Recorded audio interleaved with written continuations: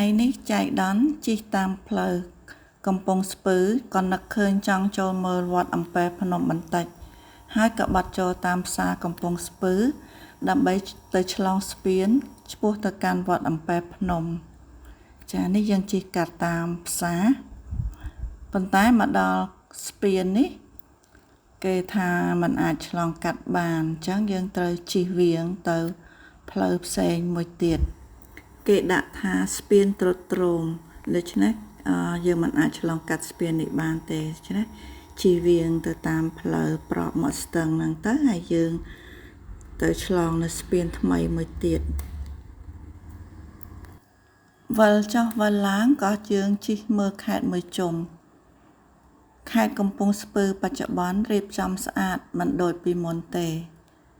យើងធ្លាប់តែជិះកាត់តាមផ្លូវជាតិមិនដែលបានចូលមកខាងក្នុងនៅពេលដែលបានចូលមកខាងក្នុងមានណាផ្លូវគេស្អាតខ្វាត់ខ្វែងមានហេដ្ឋារចនាសម្ព័ន្ធស្អាតបាតមានរបៀបរៀបរយ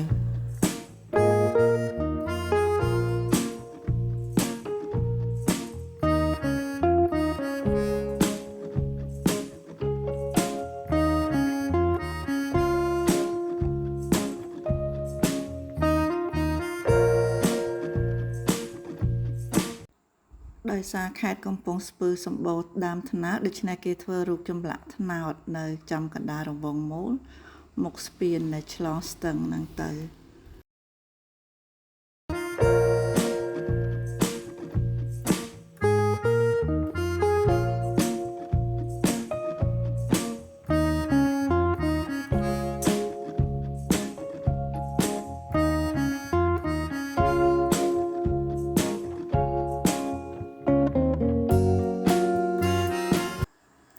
នេះយើងមកដល់វិមានឯករាជ្យរបស់ខេត្តកំពង់ស្ពឺហើយនៅកន្លែងនេះគេរៀបចំពិធីលក់ដូរអីផ្សេងរបៀបដូចជាផ្សាររាត្រីអញ្ចឹងចាដូច្នេះនៅខេត្តកំពង់ស្ពឺក៏មានលក្ខណៈអ៊ូអរមិនចាញ់ភ្នំពេញប៉ុន្មានទេឥ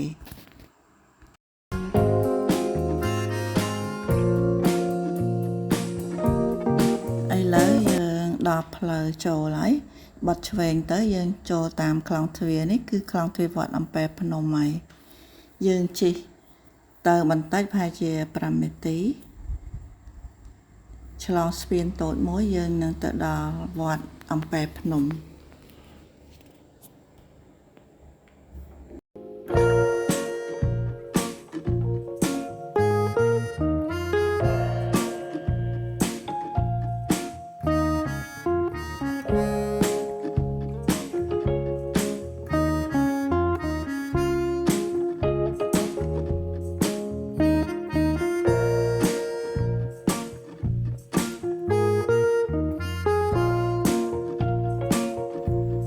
នេះយើងដល់ខ្លងទ្វារហើយបត់ចូលទៅក្នុងវត្តនេះ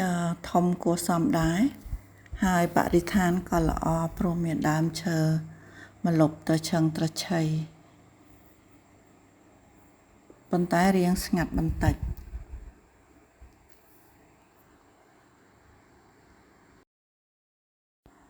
យើងជិះមើលជុំវិញវត្តបន្តិចមិនបានឈប់ចូលក្នុងវត្តទេគឺយើងគ្រាន់តែជិះតាមផ្លូវដើម្បីមើលទេសភាពនៅក្នុងវត្តព្រោះវត្តនេះស្ងាត់អត់មានមនុស្សចូលមកទេមានតែលោកនៅក្នុងវត្តហើយនឹងវងសត្វស្វាហើយនៅក្នុងវត្តហ្នឹងគេមានសរសេរថាប្រយ័ត្នស្វាដូច្នេះបានន័យថាគេមានស្វាច្រើនឲ្យអ្នកដំណើរត្រូវប្រុងប្រយ័ត្នចំពោះស្វានៅក្នុងវត្តនេះកាលពីមុន 4-10 ឆ្នាំមុនគឺមានមនុស្សអ៊ូអរណាស់ដោយសារមានស្ពានយល់គេឆ្លងចុះឆ្លងឡើងហើយមានអ្នកលក់ដូរនំចំណីហ្នឹងសម្បូរបែបគួរឲ្យយើងចង់ទៅលេងប៉ុន្តែដោយសារបច្ចុប្បន្នស្ពាននឹងបាក់ដូច្នេះគេមិនអាចឆ្លងមកលេងវត្តនេះបានទេអញ្ចឹងយើងត្រឡប់ទៅវិញដើម្បីទៅចូលលេងខាងរមណីយដ្ឋានអំពែភ្នំដែលនៅត្រើយម្ខាងនៃវត្តនេះ ខ្ញុំនិយាយថា4-10ឆ្នាំមុនគឺដោយសារខ្ញុំបានមកលេងម្ដង4-10ឆ្នាំមុនហើយខ្ញុំក៏ខកខានមិនដែលបានមកលេងទីនេះទៀតទេទើបតែថ្ងៃនេះដោយសារជិះកាត់ខេត្តកំពង់ស្ពឺក៏ឈានចូលមកលេងបន្តិចទៅនេះគឺជាផ្លូវចូលទៅរមណីយដ្ឋានអំពែភ្នំ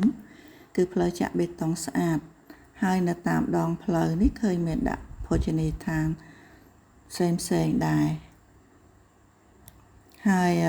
ការចូលទៅលេងរមណីយដ្ឋាននេះយើងត្រូវបង់លុយគឺក្នុងមួយឡានត្រូវបង់5000រៀលចូលមកដល់រមណីយដ្ឋានអំពែភ្នំដែលនៅត្រើយម្ខាងនៃវត្តអំពែភ្នំនេះក៏មានលក្ខណៈស្ងាត់ដែរអត់សូវមានភ្ញៀវមកលេងទេគឺថ្ងៃដែលខ្ញុំមកនេះគឺខ្ញុំមកចំថ្ងៃ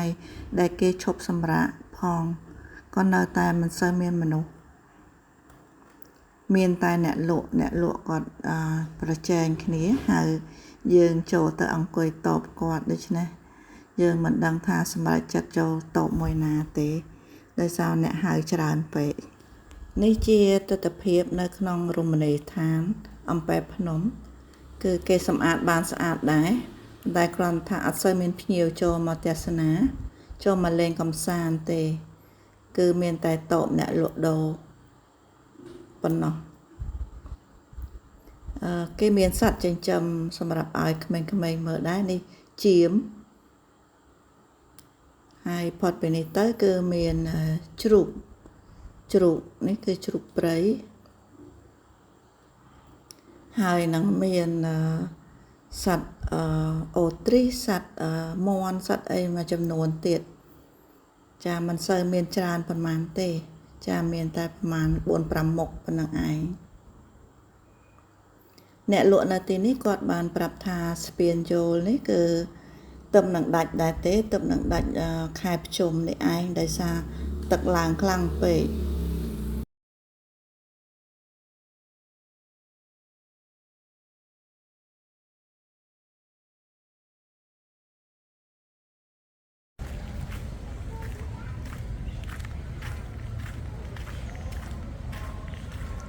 នេះរមណីយដ្ឋានពេលភ្នំឥឡូវនេះ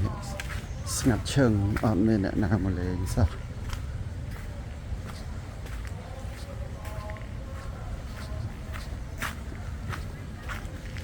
មានកន្លែងរាំលេងអីទៀតតែអត់មានអ្នករាំផ្ទះអ្នកស្រុកភ្នំគេមានដាក់តាំងក្បាលទូក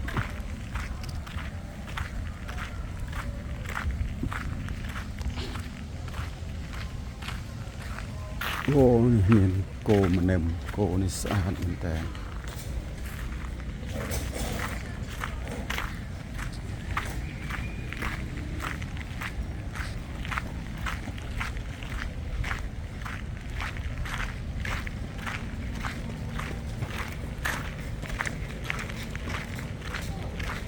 អូមាន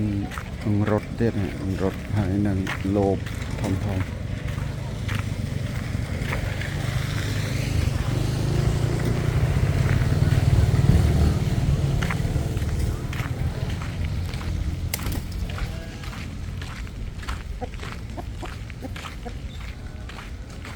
មានសេះពីរនៅក្នុង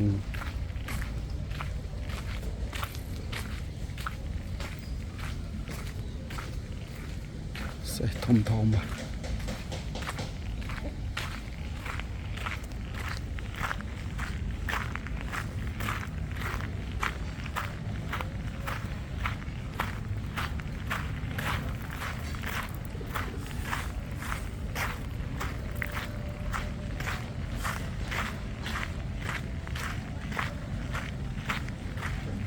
ស្ងាត់ឈឹងអត់មានមនុស្សទៅមើលស្ពានយោលតិចណាស្ពានយោលនេះដាច់ដូចជាដាច់ខ្សែអស់ណា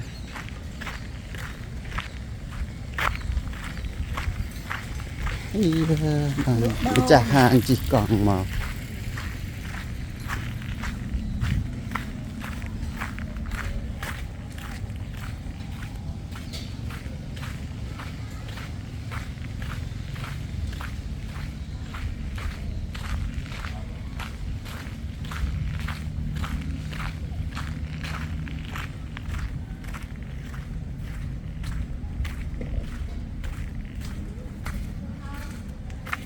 ចូលស្ពានចូលមើល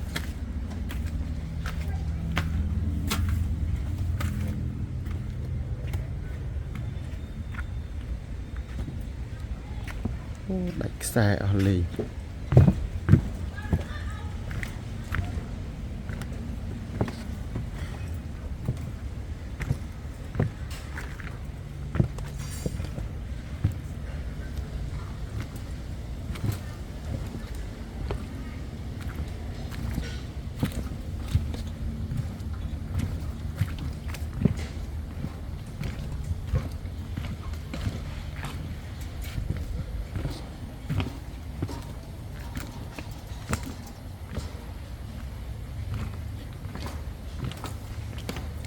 ស្ពានចូលនេះទៅតែដាច់ខ្សែនៅពេលភ្ជុំហ្នឹងឯង